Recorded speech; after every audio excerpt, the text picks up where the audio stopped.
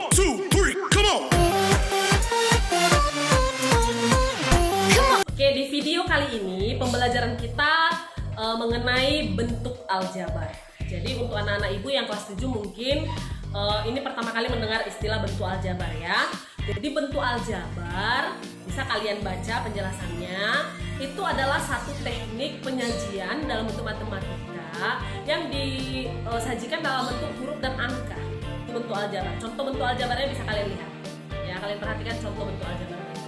Pada bentuk aljabar ada 7 istilah yang perlu kalian pahami. Yang pertama adalah rumus matematika. Bisa kalian baca penjelasannya. Jadi rumus matematika itu juga adalah salah satu teknis penulisan permasalahan matematika yang dituliskan dalam bentuk menyamakan permasalahan itu dengan tanda sama dengan. Ya, simbol sama dengan kalian tentu sudah tahu. Jadi ini sama dengan ini adalah salah satu unsur yang terdapat pada bentuk aljabar. Coba perhatikan contoh berikut ya nak. Jadi jumlah kelereng seon itu kita ubah dalam bentuk aljabar. Misalkan dia X ya. Jumlah kelereng Yuni juga kita misalkan Y gitu ya. Maka jumlah kelereng yang X dan Yuni yang 10 itu X tambah Y berarti ya. Kemudian jika kelereng Yuni 3 buah, berarti tadi Yuni tadi Y ya, Y sama dengan 3. Berapa jumlah kelereng seon?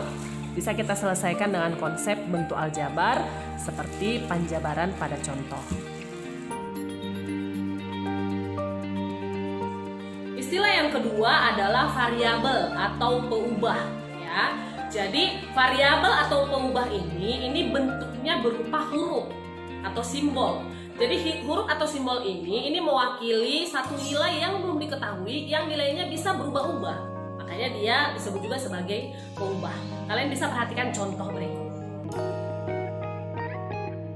Yang ketiga ada yang namanya koefisien.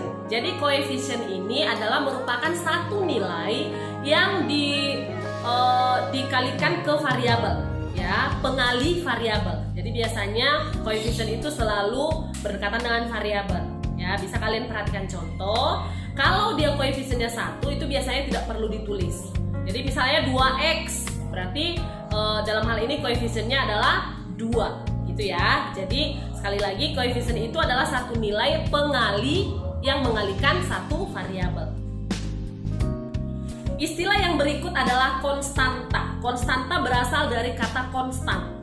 Jadi konstanta itu adalah berupa nilai yang tetap, nilai yang konstan, tidak berubah, ya. Nah, jadi konstanta ini biasa berupa angka, ya, berupa angka. Tapi pada rumus tertentu, pada rumus-rumus umum ini bisa berupa simbol juga. Kayak misalnya V. V itu konstanta juga, tapi nilainya sudah tetap, tidak berubah, yaitu 22/7 atau 3,14, gitu ya. Istilah yang kelima adalah eksponen. Eksponen itu kalau dalam bahasa Indonesianya adalah pangkat. Ya, jadi pangkat udah tau lah ya nak ya.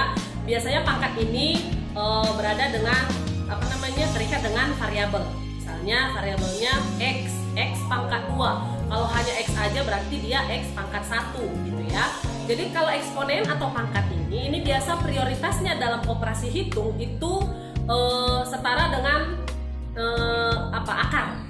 Ya, jadi biasa itu dikerjakan duluan. Coba perhatikan contoh, ya nak. Nah, istilah berikutnya ada yang namanya derajat. Jadi derajat ini merupakan suatu pangkat tertinggi dari variabel bentuk aljabar. Ya, perhatikan contoh.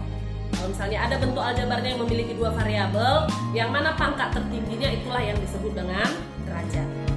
Istilah yang terakhir yang perlu kalian pahami adalah suku. Suku dalam hal ini bukan suku Batak, suku Jawa bukan ya nak ya.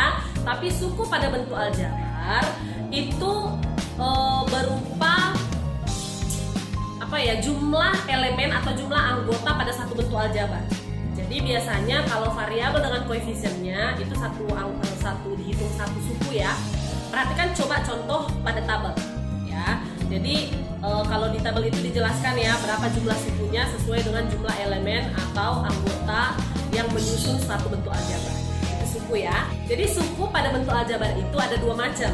Yang pertama itu suku sejenis, yang kedua suku tidak sejenis. Jadi kalau suku sejenis itu biasanya yang variabelnya sama, baik pangkat variabelnya maupun hurufnya, variabelnya lah ya. Jadi kalau variabelnya sama itu disebut suku sejenis ya. Kalau yang berbeda jenis berarti yang variabelnya berbeda atau mungkin hurufnya sama tapi pangkatnya berbeda, itu suku tidak sejenis ya. Nah, demikian pembelajaran kita hari ini mengenai bentuk aljabar dan unsur-unsur atau istilah-istilah yang perlu kalian pahami. Jadi sebagai latihan untuk kalian, coba kalian kerjakan soal-soal latihan seperti ini ya nak. Ya, kalian langsung kerjakan, kemudian langsung kalian kumpul hari ini juga. Oke, terima kasih sudah mengikuti pembelajaran Ibu. Tetap semangat untuk belajar, tetap semangat untuk menuntut ilmu, jangan mau ketinggalan ya nak. Meskipun belajar dari rumah harus tetap semangat. Sampai ketemu minggu depan di pembelajaran berikutnya.